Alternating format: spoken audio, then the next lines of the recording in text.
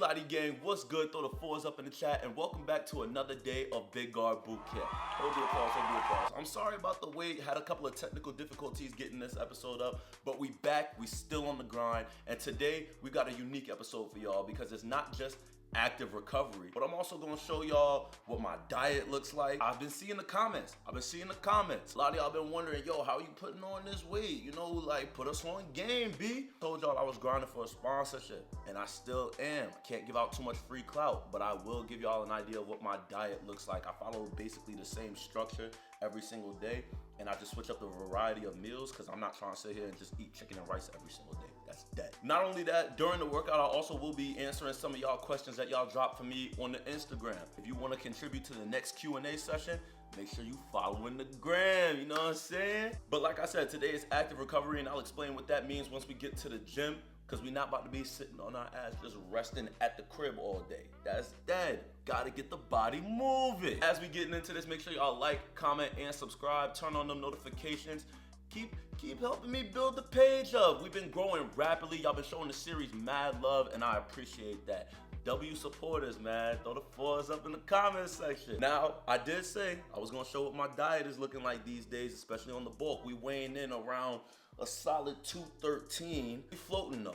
You know, there's some days where I'm coming in around 210, 211, and then I've been as high as 214. Haven't crossed the 215 mark yet, but it's on the way, trust me. Enough talking about all of that. Let's get into what this diet looks like. It's 9 o'clock in the morning, and it's time to start with the most important meal of the day.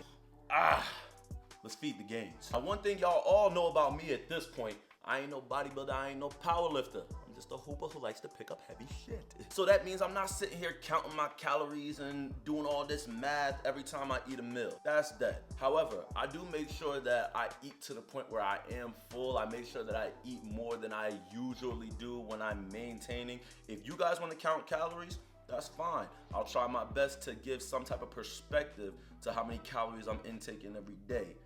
However, I don't count them. The results are showing pretty well. There are essentials that I have with every breakfast, and eggs is one of them. On the bulk, it's 4 eggs with every breakfast meal. No negotiations. I usually rotate between bacon and turkey sausage, but today is definitely a bacon kind of day. That's my favorite food, fun fact. And the last essential that I need with every breakfast while I'm on the bulk, my carbs, my bread, bagels. All right, y'all. It's a couple hours later, had a little bit of an outfit change because we're getting ready to go to the gym in a few minutes, really more like 30 minutes. I'm not hungry again, but I could eat, you know what I'm saying? However, I don't want to go to the gym feeling heavy. I don't want no thick protein shake. You know, it kind of feels like it's weighing you down. That's something that I save for at the end of the day. I do need to get some extra calories in though. So what's the best alternative? I'm about to put y'all on game to something that I just got put on to, and it's been doing wonders for me for this bulk. We're gonna cover the brand because they don't sponsor us, and I would appreciate it if y'all didn't spoil it in the comment section. If you know kind of thing. Once they start sponsoring us, and then I got that promo code, y'all get a free discount. You know, we all supposed to be on the same team, so bear with me, all right? We got some clear whey protein, all right? What's the difference between regular protein and clear whey protein? This whey protein doesn't come out as some thick, milky protein shake. I know y'all been seeing the ads up and down TikTok for a bunch of different brands. I'm not gonna say which one I've been using, but all of them essentially do the same thing. This one that I'm using, strawberry banana flavored, 450 calories and 35 grams of protein, and it doesn't come out milky. It actually is mad refreshing. It tastes like juice. I don't be feeling full. It really feels like I just had like additional water intake, and all I need to make it is the powder and the water. I got my water here. It's just water. Got 2 scoops of my clear protein mix. Shake this up.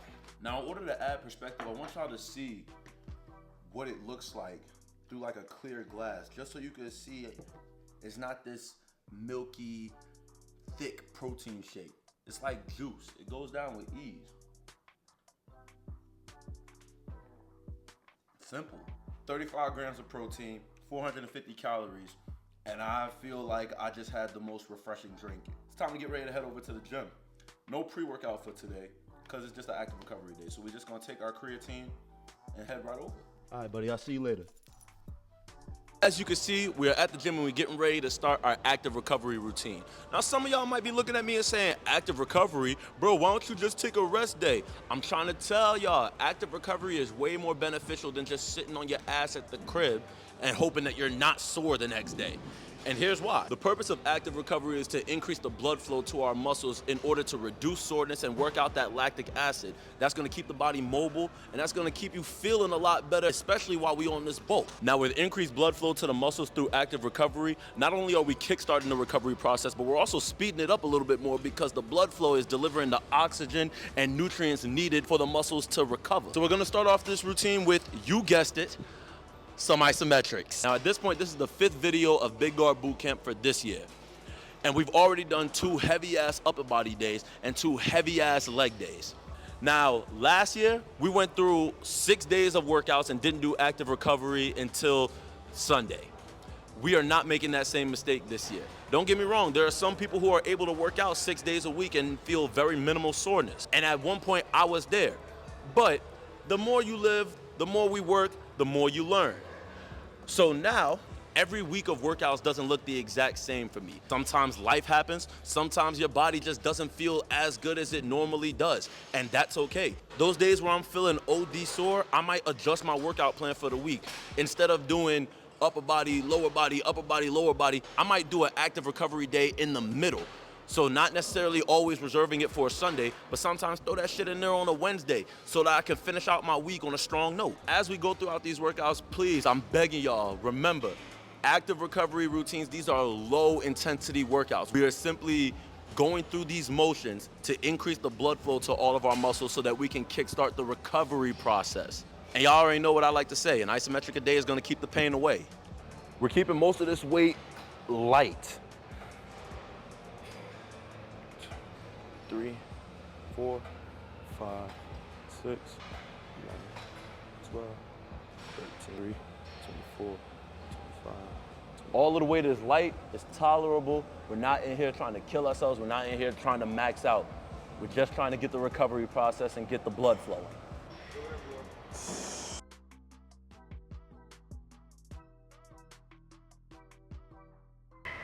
5, 6, 15. Whew. Good start, good start. Now, I hope y'all didn't think that isometrics was just for the knees, because as we're putting on all this weight, as I've learned from my personal experience, my knees may be sore, you know what I'm saying? They ache a little bit, you know, when we putting on the weight. But where we're also going to need it, these ankles. Now, y'all know I don't got the biggest legs in the world, but these motherfuckers work. With that being said, ankles got to be able to support everything above it. So we all know what this feeling feels like. Ah, my ankle, my leg. Yeah, nah. So in order to add some strength, not just to the calves, but also to the ankles, we're gonna do some isometric calf holds. Keeping the weight extremely light. We're just gonna use these 30s for the dumbbells. And we're just gonna hold this right here for about 20 seconds each leg. And we're gonna do this for 3 sets. Now you'll notice calf muscle starts twitching a little bit. My foot may be wobbling a little bit. Those are all of the muscles for stability being put to work.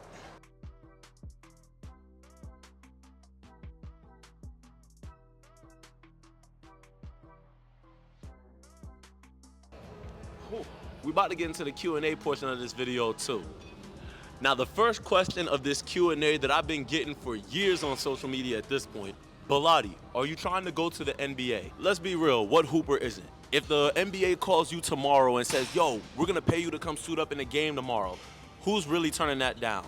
Nobody, exactly. But just because I haven't made it to the NBA yet, doesn't mean my dream of playing professional basketball has failed. I play professional basketball currently in Canada for the Montreal Tundra, and I'm grateful to be able to do what I love and get paid to do it. With that being said, I've always believed in aiming for the highest heights, and if I fall short, I can still be in a position to be successful. So let's say that I'm trying to go to the NBA, but I fall short, not only make it as far as the G League. I'm not gonna be considered a failure in my own eyes, because at the end of the day, I got paid to do what I love. And I wish more people would have that same mindset. There's more professional basketball opportunities than just the NBA. but that is inevitably the end goal for every hooper. We're gonna stay on that grind until we get there, and hopefully that day comes sooner rather than later. That's enough work on the busted wide open machine. Let's move on. Pause. So our next movement of the day, we're gonna do an isometric hold on this Bulgarian split squat, but we're also gonna be holding this kettlebell and rotating it around each leg to work stability and also distribution of weight. Think about when we on the basketball court, when you do that crossover, right now, my weight is evenly distributed on both feet, just standing straight up like this. When I go into my crossover, I push off this back leg on my right side, I lean onto this one, and now there's even more weight on my left leg, and then I gotta shift back over to the other leg. So with this kettlebell, we're gonna be working on stability as the weight shifts. And as we get into that, it's time for question number 2.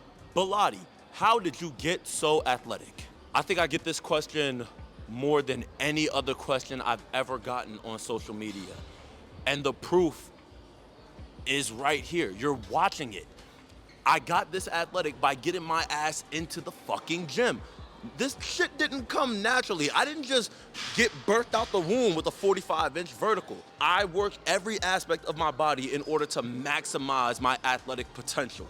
That means training for speed, training for power, training for strength, and there are areas that I neglected in my earliest parts of my journey that I'm making up for now. Y'all saw I didn't get into the weight room until college. If I would've gotten into the weight room in high school, I probably would've been way more athletic back then too. But you live and you learn. This is how I got athletic. If you wanna get athletic, you wanna maximize your potential as an athlete, make sure you hit that subscribe button and turn on the notifications so you don't miss another workout.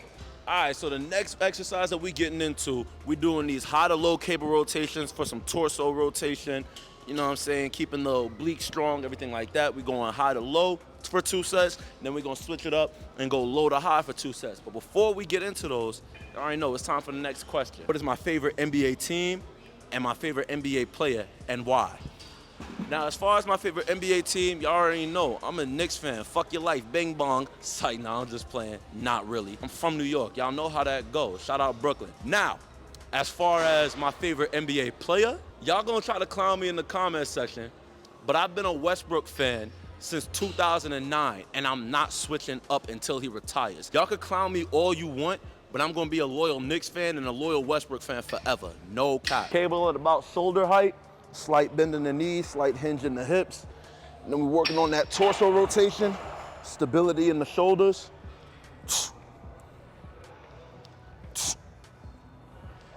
Some call these wood choppers too.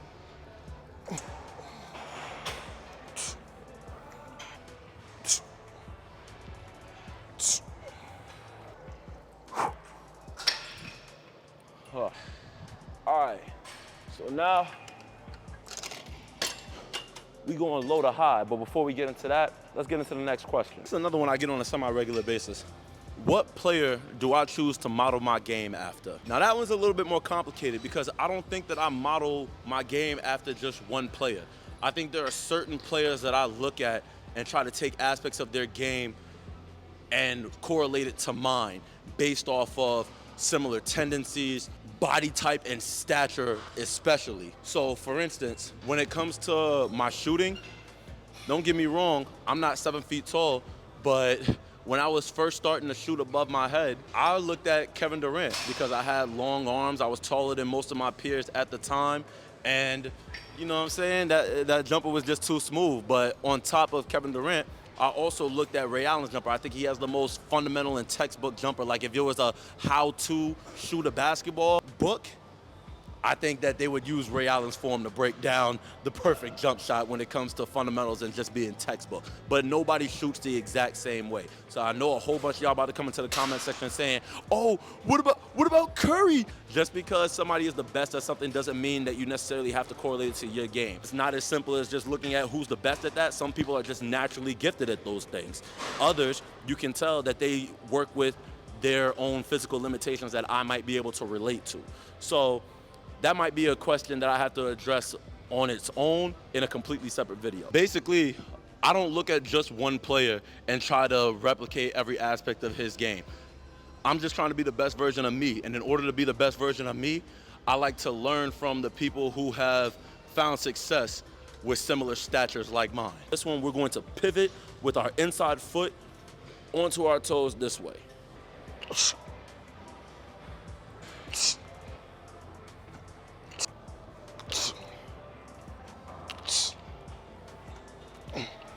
Now, I'm gonna save the last question for the very end of this workout, but we're finishing off this workout with some pull-ups and some core work. You know, my goal right now throughout Big Guard Boot Camp is to put on as much muscle as possible. Another kind of secondary goal that I have, and I don't really know if there's like a reason behind it. I think it's just because I just want to be able to do it. I want to be able to do a clean muscle up, like not capitalizing off a whole bunch of momentum. Like after we done, you know, we get up to our goal weight, I want to be able to do a clean muscle up. So we're doing one set of these pull-ups, about 5 to 8 reps at a 45-degree angle. And then the second set is going to be somewhat of a wide grip, slow and controlled, same amount of reps. And then we're going to finish with some hanging crunches. It's going to be hanging from the bar, you know, stability in the posterior chain, and then just raising our knees.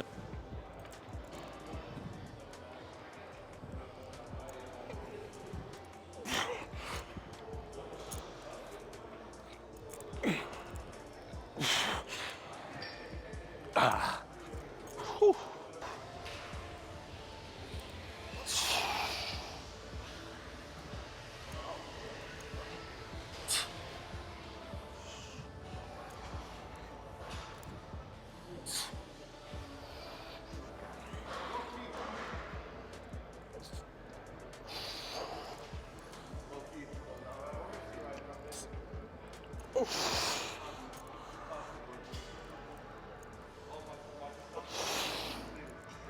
Whew.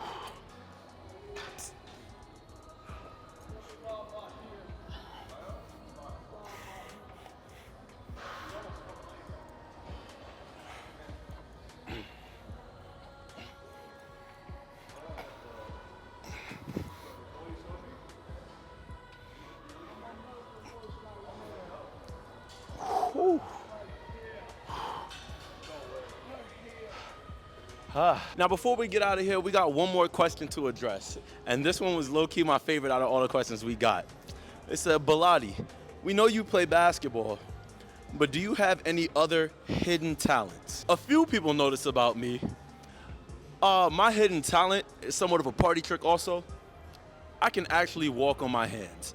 And I'm not just talking, you know, just walk forward and like get a few steps. Like I can walk forward, backwards, side to side. And on my best day, I can do some jumping jacks too. And I know I can't just say that without giving some proof. So we on the turf, I'm about to demonstrate. Now, if I pull this off clean, y'all gotta like, comment, and subscribe. All right? That's the deal. That's the deal.